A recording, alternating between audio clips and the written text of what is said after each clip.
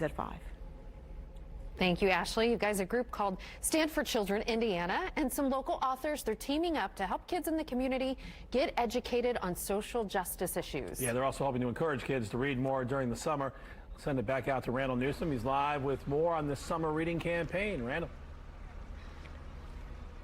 All right, guys, we're getting busy here in the Phelan Leadership Academy parking lot, and we have this lady to thank for that, Ashley Thomas. Yeah. How you doing? I'm doing pretty good. How are you? I'm doing good. Okay, so we have to talk about the energy that you put out when you greet these parents with these free books. Yes, yes. I mean, I'm just really excited that we can make something like this happen for families, and I want them to be encouraged. And plus, this is probably the first time for some of them to be able to interact with other folks due to COVID. So we want to make it high energy. We want to make it worth their time to come out here and grab some books for their babies. What do you get out of that when you have the interaction with that family? Some of these families are from different backgrounds, different age groups. What do you get out of that? Yeah, I feel like we speak the language of love, and love is universal no matter what language someone speaks. So as you've already noticed, like the folks are like just smiling as I'm trying and attempting my Spanish. My Spanglish is what I call it. Right. And so we just want to make sure all of the families feel welcome.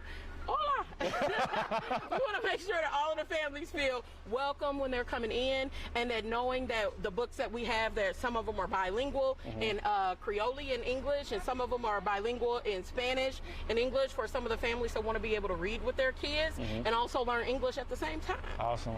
132 books that you guys are giving away. Give me the motivation behind just making this happen for this community. And what do you want people to take away from this? Yeah, well, you know what? All of our motivation came from the families that we serve, which we serve hundreds of families across Indianapolis on a regular basis. And they said they were looking for ways that they can actually communicate with their kids around the stuff that's happening across our country. When we talk about the murder of George Floyd, when we talk about Breonna Taylor and the murder of Breonna Taylor, when we talk about all of these things that have been happening on top of COVID-19 and on top of their kids not having a lot of outlets at this time due to COVID-19, we want to make sure that we can create some spaces and have a list of books that we're saying like, hey, we want to deliver these, but we don't want to just tell you about the books. We want to make sure we can offer them to you for free. So we purchased all of these books. I personally researched all of these books to make sure that they were telling a story of empowerment, whether or not it's like Marisol's Hair, whose hair is giving me life, by India, who is the CEO and the principal of Thrival Academy, or whether or not it is telling a story about other disenfranchised Black and brown youth. We got to be able to make sure that we are telling the story, but the story doesn't just end with this happened to me. It ended with the solution.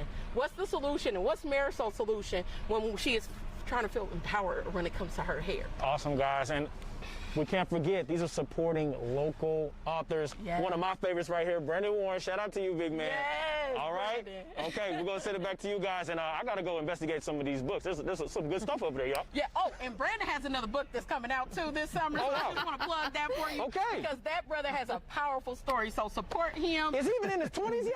He's 19 years old and started his own books. nonprofit Wow. due to some things that he has actually been traumatized by. But he's not using that trauma as something to feel defeated. He's using it to inspire and be inspired. Be inspired, with the first guys. book. All right, guys, we'll send it back to you.